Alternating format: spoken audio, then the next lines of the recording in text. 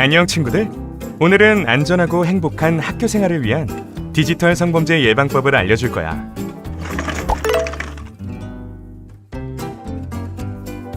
이 정도로는 내 개인정보를 알 수 없을 거야. SNS에 올라온 학교 생활 사진, 일상 사진으로도 여러분의 개인정보를 알아내거나 짐작할 수 있어요. 이 정보를 통해 SNS를 통한 피싱, 성착취에 악용하려는 사람들도 있답니다. 친구하자거나 네가 마음에 든다는 채팅이나 쪽지 받아본 적 있나요?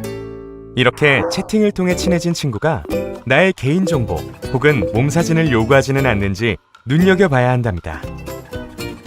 SNS에서 만난 친구, 이 친구가 아니라고?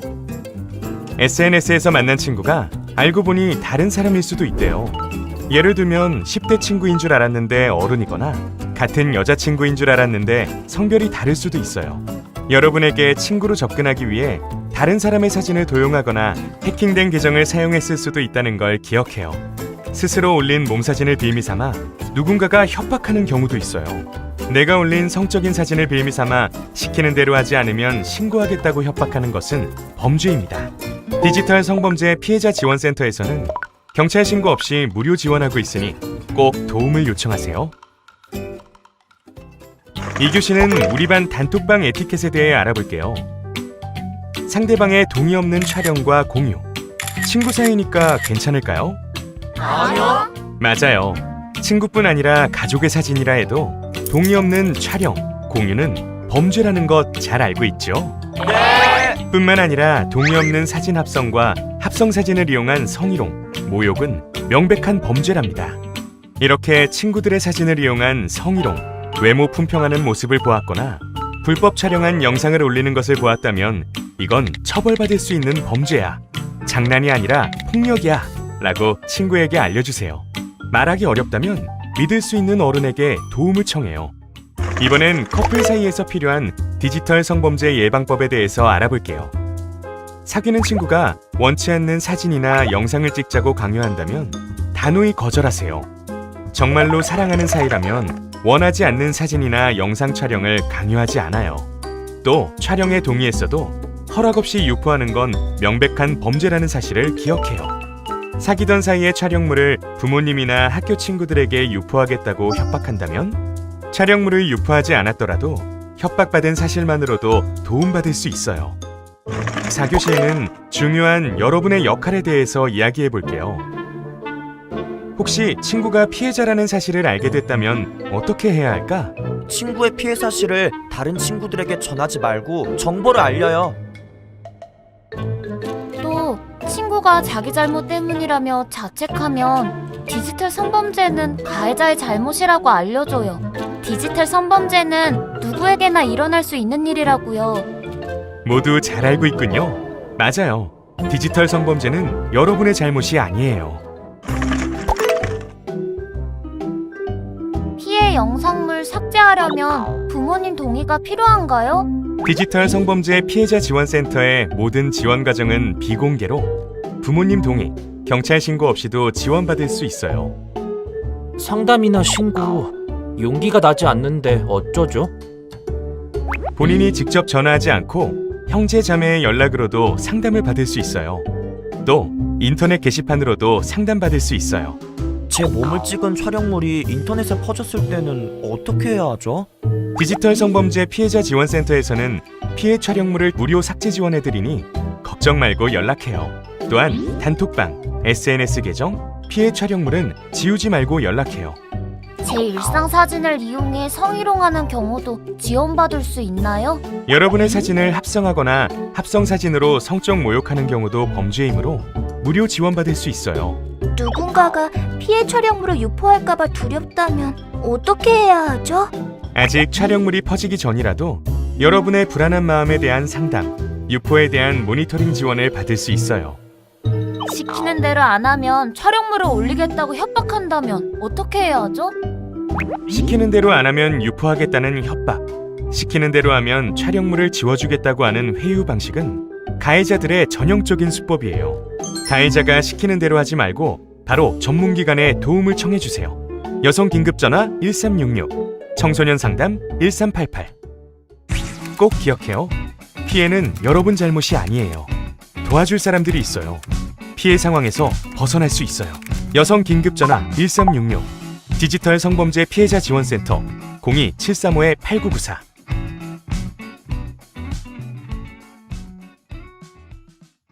좀 저 좀 살려달라고 막 이런 전화가 한두 통이 아니라 $1 없다고 이렇게.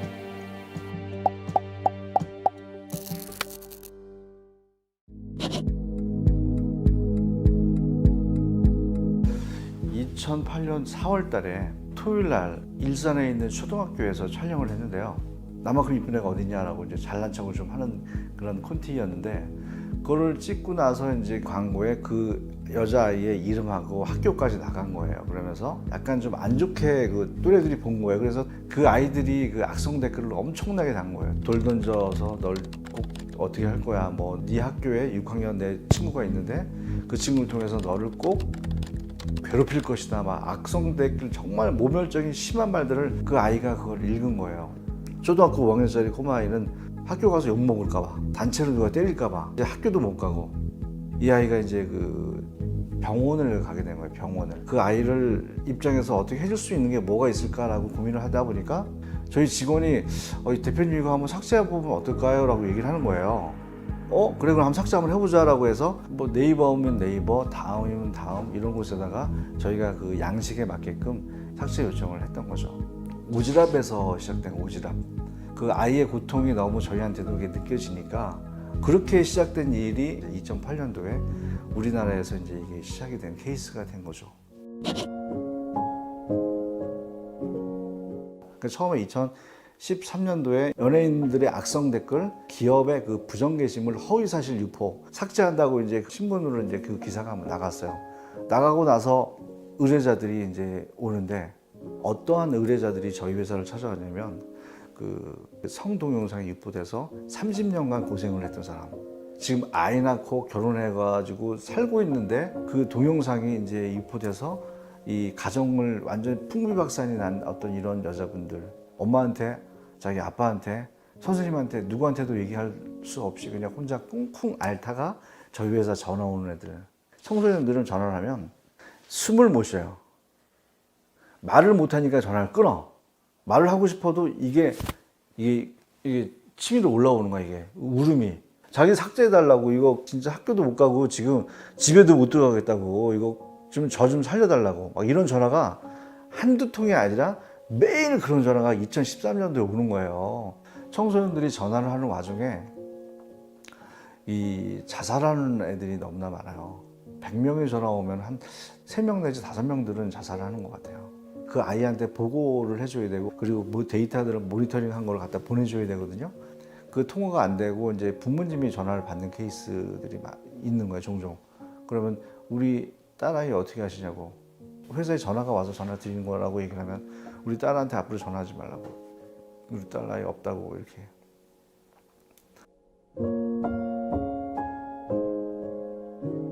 용돈 한 달에 5만 원 받으니까 10,000원씩 매달 내겠다고. 받을 수가 없죠. 그리고 이제 어떤 아이는 2년만 있으면 성인이 되니까 자기 알바를 해서 갚을 테니까 이거 좀 삭제 좀 해달라고 뭐 이렇게 부탁을 하는 거예요. 근데 저희가 그걸 어떻게 받겠어요. 그래서 청소년들 담당을 이제 두고 삭제 업무를 계속 해줬죠. 제가 뭐 사회적으로 뭔가 의식이 있어서 하는 행동이 아니고, 이건 누구나 다 그런 청소년들에게 그런 전화를 받으면은 그렇게 할 수밖에 없는 입장입니다. 그게.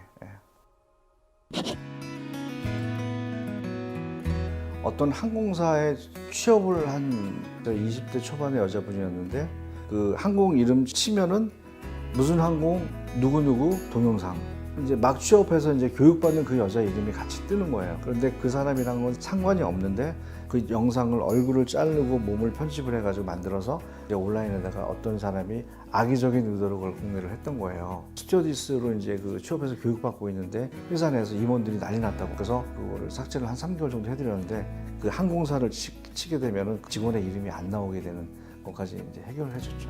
이런 것들은 저희가 일하면서 굉장히 뿌듯한 케이스인 거죠.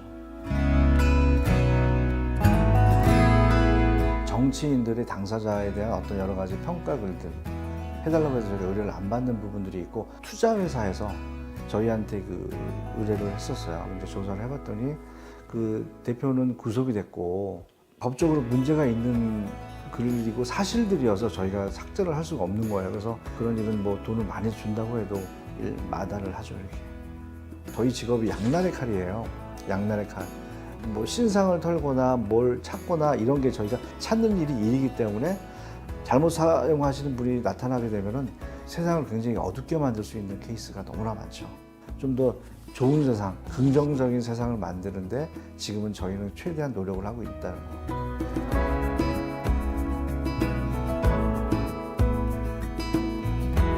저희 회사 기사가 나가거나 제가 이제 뭐 기사가 나가면 약성 댓글이 엄청 붙어요. 삭제한 일이다 보니까 욕도 좀 먹는 거죠. 저도 같은 경우에도 이제 그걸 지우려고 애쓰고 그러지 않습니다. 네.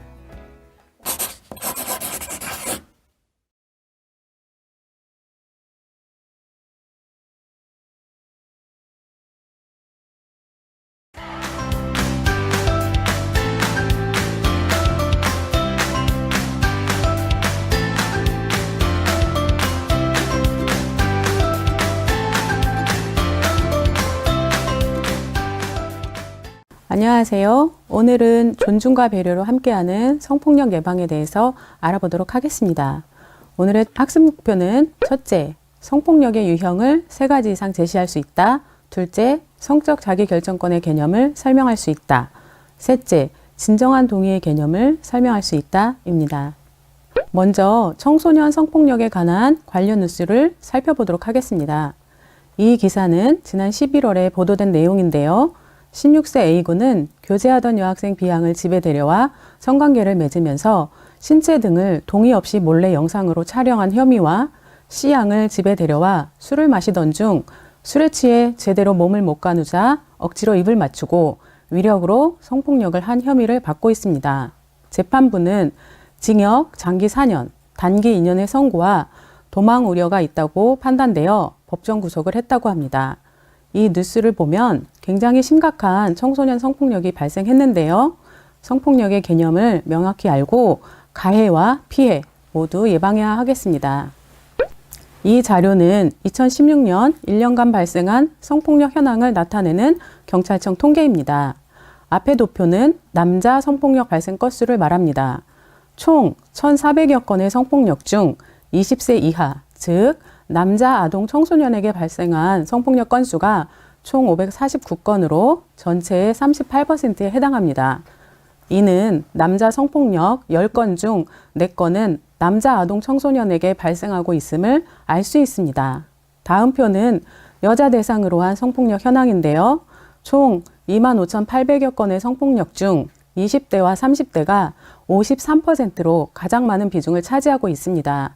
그런데 20세 이하, 즉 여성 아동 청소년 대상으로 발생한 성폭력 건수도 6,600여 건으로 전체의 27%, 즉 여자 성폭력 10건 중 3건은 여자 아동 청소년에게 발생하고 있음을 알 수 있습니다. 이만큼 아동 청소년 성폭력 발생 빈도도 높고 중요한데요. 이번 시간에 개념을 명확히 알고 예방할 수 있으면 좋겠습니다. 그럼 성폭력의 개념에 대해 알아보겠습니다. 성폭력이란 상대방의 의사에 반하여 성을 매개로 가해지는 신체적, 심리적, 언어적, 사회적 폭력 행위로 성적 자기결정권을 침해하는 성폭력 범죄와 성희롱 등을 모두 포괄하고 있습니다. 성을 매개로 이루어지는 유형, 무형의 강제력 행사로 성행동이 개인이 원하고 동의한 것인지 아니면 다른 여러 요인에 의해 강요된 것인지가 중요한 판단 기준이 됩니다. 지금 살펴본 성폭력의 개념 안에 중요한 개념 2가지가 포함되어 있습니다. 바로 성적 자기결정권과 동의입니다. 뒤에서 자세히 살펴보도록 하겠습니다. 성폭력의 유형을 살펴보면 이렇게 다양하게 나타나고 있는데요. 하나씩 자세히 알아보도록 하겠습니다. 강간, 유사강간, 강제추행, 준강간, 준강제추행 내용은 한번 살펴보시기 바랍니다.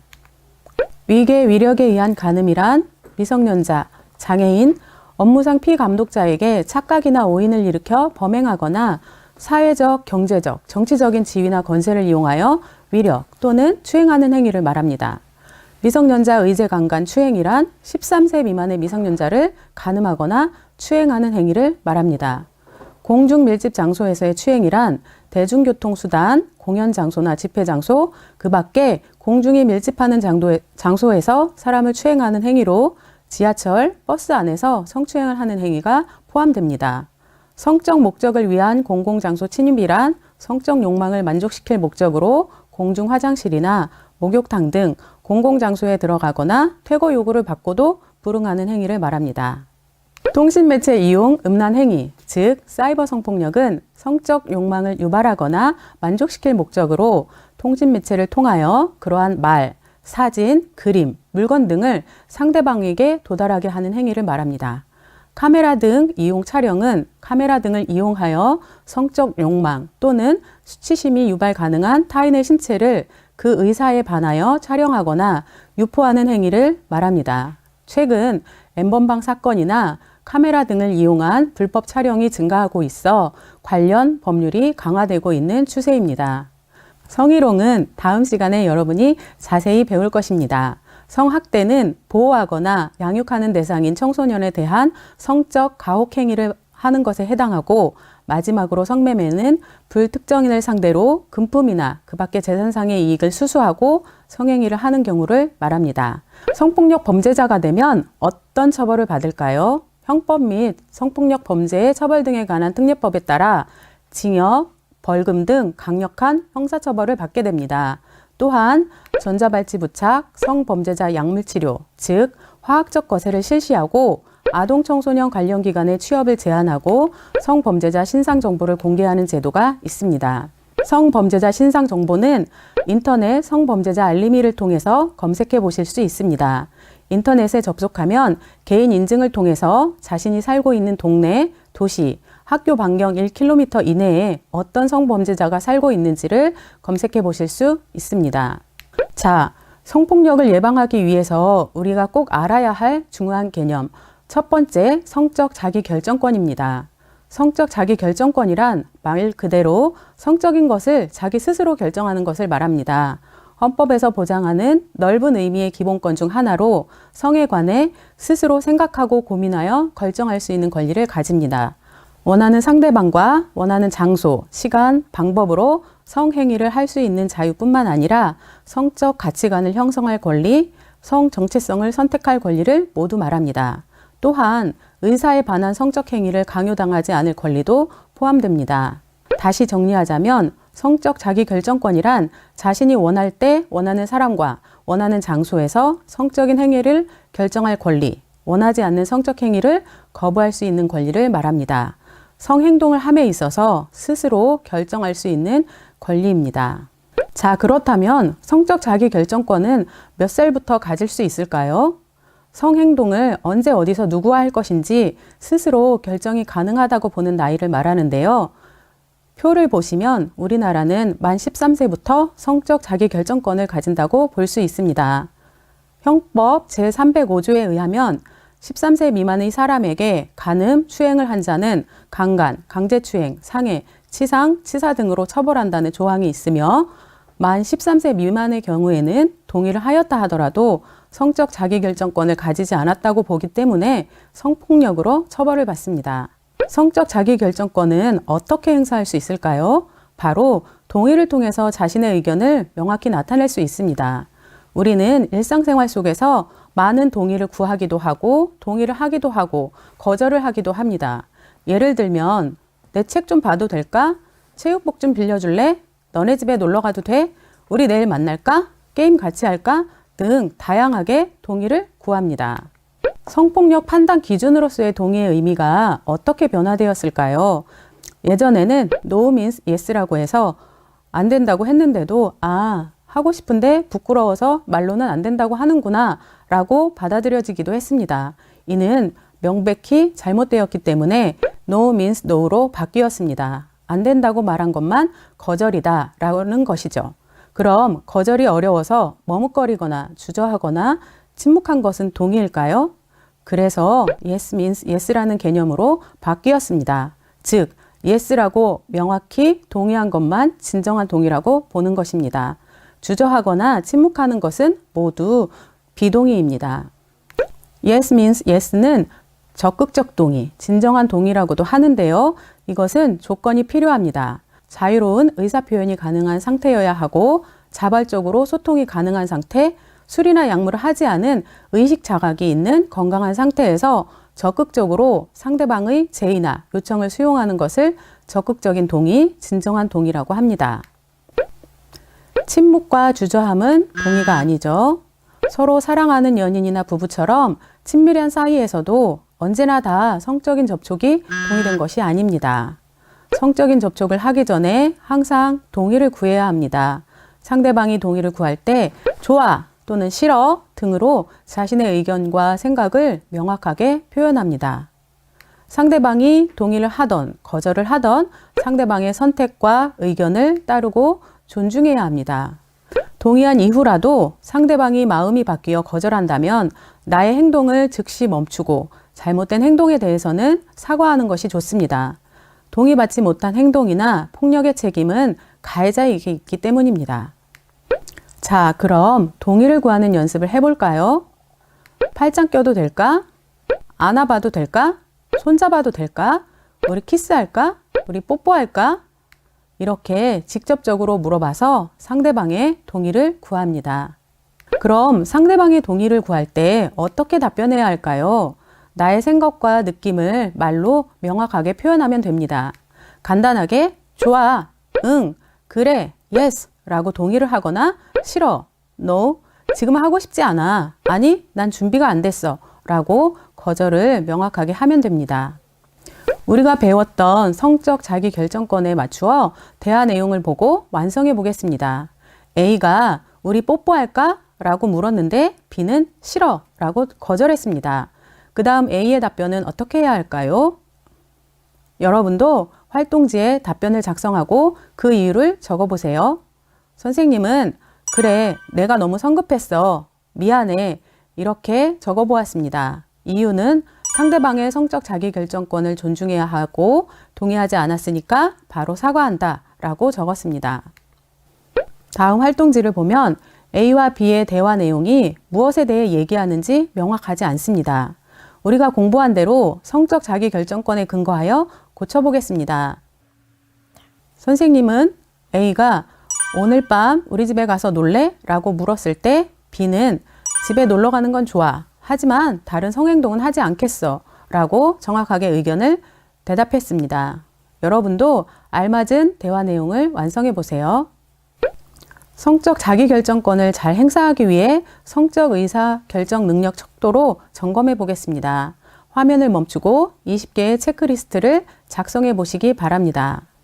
이번 시간에는 성폭력의 개념과 유형, 성적 자기결정권, 동의의 개념에 대해 공부했습니다. 공부한 내용을 정리해 볼까요? 첫 번째, 성폭력의 유형을 3가지 이상 말해 봅시다. 이 중에서 3가지를 말씀하시면 됩니다. 성적 자기결정권의 개념은 무엇인가요? 지속적으로 설명을 했는데요. 자신이 원할 때 원하는 사람과 원하는 장소에서 성적 행위를 결정할 권리와 원하지 않는 성적 행위를 거부할 수 있는 권리를 말한다고 했습니다. 즉, 성행동을 이성 친구나 다른 친구, 다른 사람의 강요에 의해서 결정하는 것이 아니라 자신이 스스로 결정하는 권리를 말합니다. 진정한 동의란 무엇인가요? 동의는 상대방이 의식이 명료하게 있을 때 눈을 마주보고 허락을 받는 것을 말합니다. 이번 시간에 우리는 성폭력의 개념과 유형, 성적 자기결정권, 동의의 개념을 알아보았습니다. 상대방의 성적 자기결정권을 존중하고 나의 성적 자기결정권을 존중받고 동의받지 않은 성행동을 하지 않는다면 성폭력 없는 안전한 사회를 만들 수 있습니다. 감사합니다.